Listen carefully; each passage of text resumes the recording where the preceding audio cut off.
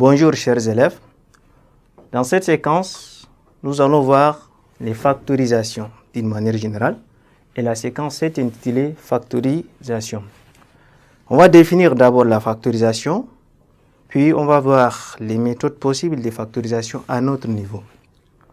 Ok, comme définition, on dit factoriser une somme, c'est l'écrire sous la forme d'un produit de facteurs.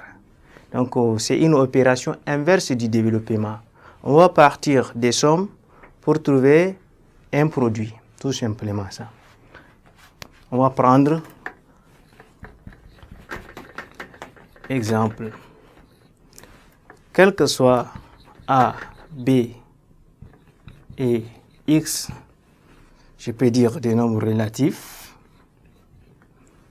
On a, si nous avons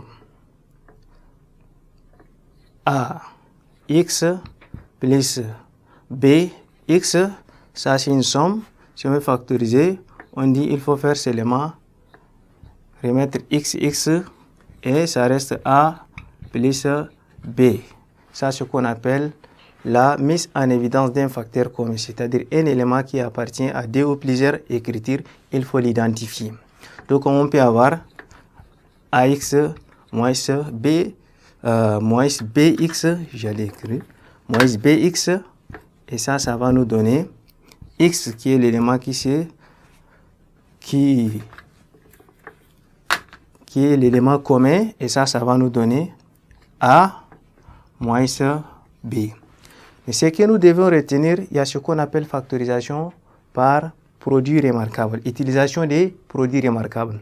Et les produits remarquables, on a vu pendant la séquence, durant en fait la séquence du développement, on a dit à notre niveau, on a trois produits remarquables.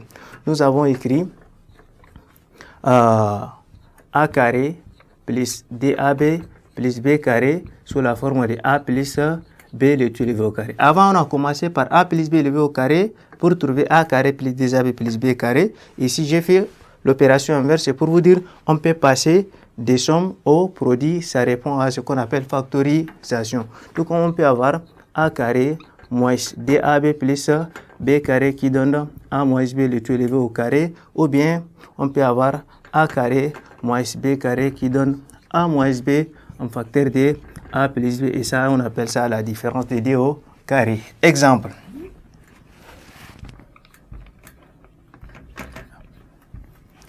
Si nous avons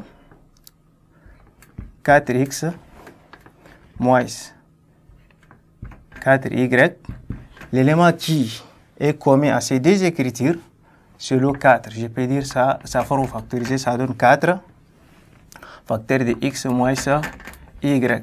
Je peux dire 10x plus 20y.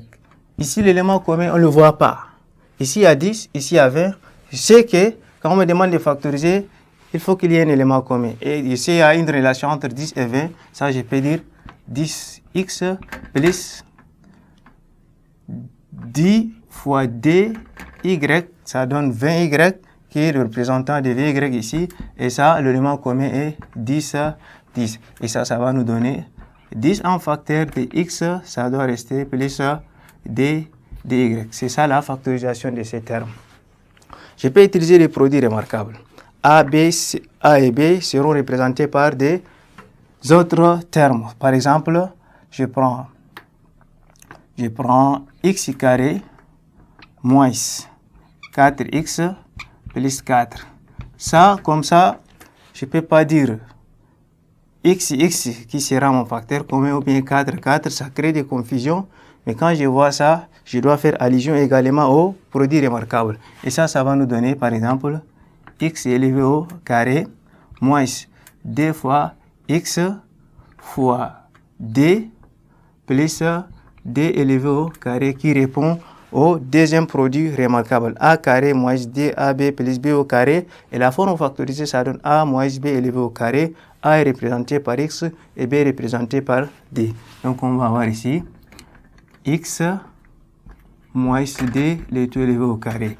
Tout comme je peux avoir x carré plus 6x plus 9. Et ça, je peux dire x élevé au carré plus 2 fois x fois 3 plus 3 élevé au carré. Ça donne a carré plus 2ab plus b au carré. A représenté par x et b représenté par 3. Et 2 fois 3 va donner 6. Donc ça va nous donner x plus 3 tout élevé au carré. Tout comme je peux avoir une écriture du genre x carré moins 16. Quand c'est comme ça, il n'y a pas un facteur qui se voit.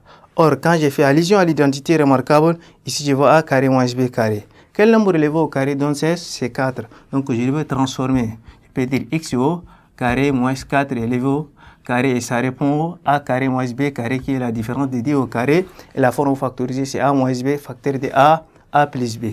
Ça va nous donner x moins 4 facteur de x plus